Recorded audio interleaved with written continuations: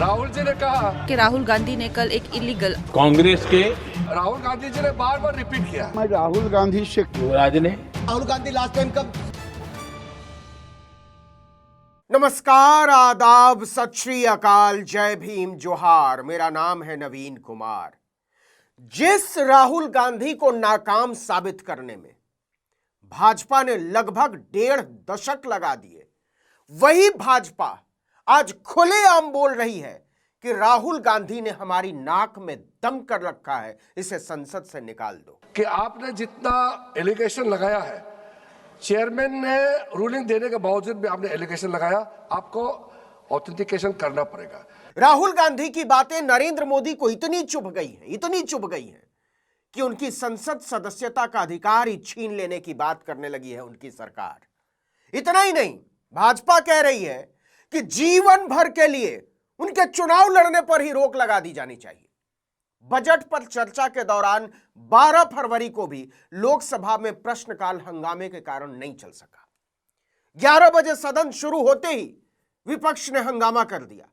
20 सांसद play card और poster लेकर वेल में पहुंच गए। नहीं चलेगी, नहीं चलेगी, नहीं चलेगी, नहीं चलेगी। हाउस चलाने की सरकार की नीयत का अंदाजा इसी से लगा लीजिए कि स्पीकर की कुर्सी पर बैठे केपी तेन्नेटी ने 7 मिनट में ही संसद को स्थगित करने का हुक्म सुना दिया।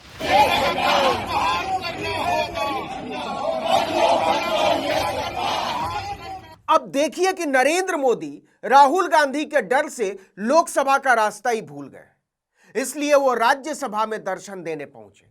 राष्ट्रपति के अभिभाषण का जवाब भी उन्होंने राज्यसभा की दीवारों और छत को ही सुनाया था, क्योंकि विपक्ष का एक भी सांसद उस समय सदन में मौजूद नहीं था। लोकसभा तो गए ही नहीं। इस बीच संसदीय कार्य मंत्री किरेन रिजिजू ने ट्विटर पर एक वीडियो पोस्ट किया, जिसमें 4 फरवरी को लोकसभा स्पीकर के चैम्बर में हंगामे का जिक्र है। रिजिजू ने दावा किया है कि विपक्षी सांसदों ने प्रियंका गांधी की मौजूदगी में गालियां दी। पहले 9 सेकंड की वो क्लिप देख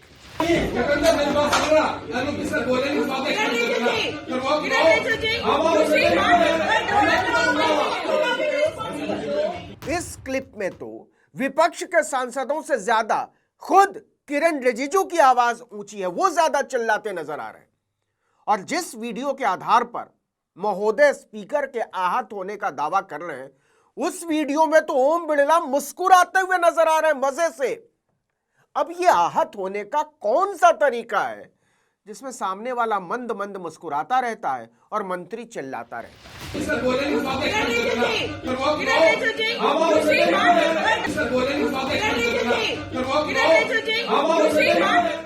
इसी क्लिप के आधार पर भाजपा उखड़ी हुई है। प्रियंका गांधी ने कहा कि भाजपा झूठ बोल रही है और देश के संसदीय कार्य मंत्री भारत की जनता को बरगला रहे हैं, क्योंकि वो संसद नहीं चलाना चाहते। गालियां देने वाली बात सरासर बकवास है। उन्होंने किसी को नहीं उकसाया, वो चुपचाप थी, आखिर में केवल शांति से अपनी बात रखी। किसी ने किसी को अब्यूज नहीं किया।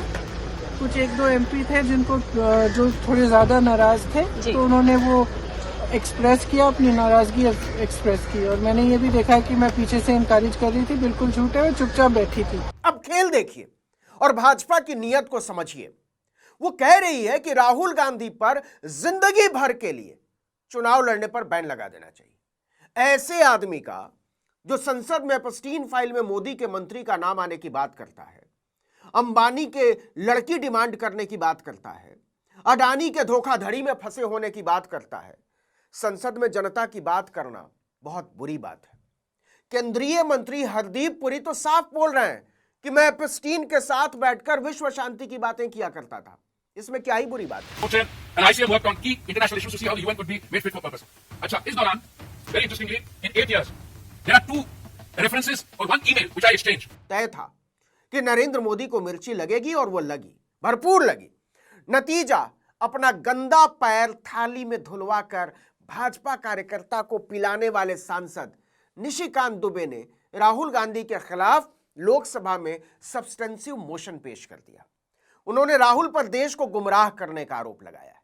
लुई विटॉन की 90,000 की फ्रेंच टी शर्ट पहनने वाले, अपने छोरे को विदेशी यूनिवर्सिटी में पढ़ाने वाले और झारखंड के गरीब आदमी को गंदा पैर धुलवा कर पिलाने वाले स्वदेशी सनातन का प्रचार करने वाले दुबे जी ने राहुल गांधी की संसद सदस्यता खत्म करने और चुनाव लड़ने पर लाइफ टाइम बैन लगाने की मांग की।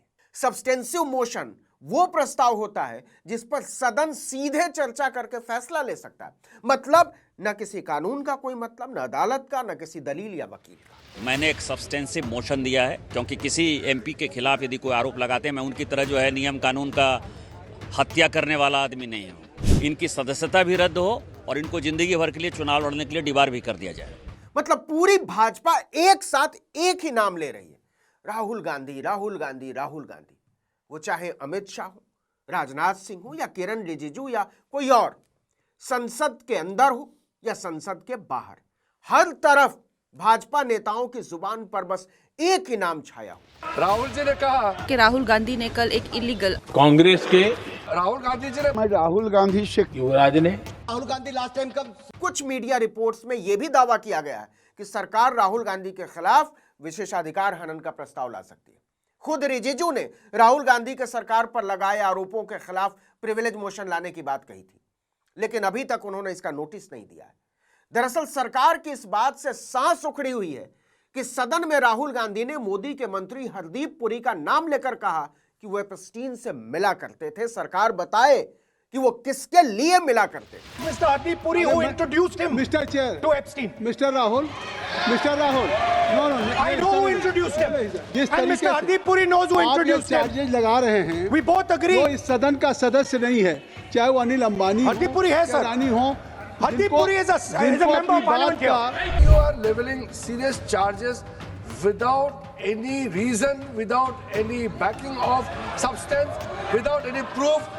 You are just Okay, one making any second. wild One second. allegation. I'll give you a reason. That Give will me. diminish your own I'll give you a position. reason. इसके बाद हरदीप पुरी को media के सामने आना पड़ा और कबूल करना पड़ा कि हां, मैं भाजपा में शामिल होने के बाद छोटी छोटी बच्चियों को नोचने वाले संसार के सबसे कुख्यात दरिंदे जेफरी एप्स्टीन से मिला करता था और उसके साथ विश्व शांति की बातें किया करता था। इस कबूलनामे के बाद मोदी सरकार और घिर गई है, क्योंकि हरदीप पुरी की एप्स्टीन से मुलाकातों के कई साल पहले जेफरी एप्स्टीन को सजा हो चुकी थी। जो कमाल की बात है वो ये कि मोदी को घेरने के लिए राहुल उन्हीं विशेषणों और मुहावरों का इस्तेमाल करने लगे हैं जो मोदी एंड कंपनी की ठेकेदारी मानी जाती थी। भारत माता। You have sold our mother. Bharat Mata, do you have no shame? ऊपर से कांग्रेस ने स्पीकर के खिलाफ अविश्वास प्रस्ताव लाकर सरकार को और परेशान कर दिया है, क्योंकि अब इसे लेकर जब बहस होगी तो सारी बातें होंगी और मोदी को सुनना पड़ेगा। इसीलिए राहुल गांधी पर दबाव बनाने के लिए चुनाव लड़ने पर बैन लगाने का शिगुफा छेड़ा गया है। लेकिन इससे यह बात और खुल गई है कि विपक्ष के आगे नरेंद्र मोदी को पसीना आ गया है। उनकी सरकार हाँफ रही है और विश्व गुरु की ड्रामेबाजी की धज्जियां उड़ चुकी हैं। लोकतंत्र के लिए जरूरी है कि विपक्ष के नेता को बोलने से न रोका जाए। अगर राहुल गांधी सदन में कुछ बोल रहे थे, अगर सरकार को अमान्य लग रहा था, गलत लग रहा था, तो बोलने के बाद उस चीज को आप हटा देते रिकॉर्ड से। बोलने देने से रोकना मुझे लगता है कि उचित नहीं है, ये लोकतंत्र के लिए घातक है।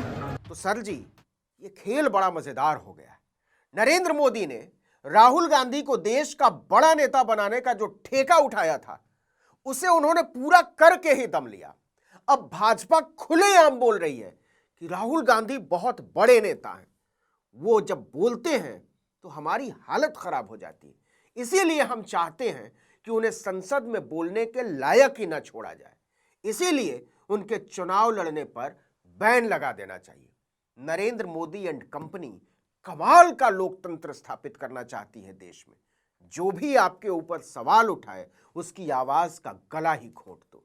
वाह मोदी जी वाह, एक ही तो दिल है, कितनी बार लूटोगे। इस वीडियो में इतना ही, लेकिन अगर आपने आर्टिकल 19 इंडिया को अब तक सब्सक्राइब नहीं किया है तो फौरन कर लीजिए, बेल आइकॉन दबाइए, घंटी जैसी आकृति लाइक कीजिए और कमेंट करके बताइए हमारा वीडियो आपको कैसा लगा। हमारा ट्विटर हैंडल है आर्टिकल 19_इंडिया और मेरा ट्विटर हैंडल है नवीन जर्नलिस्ट। नमस्कार।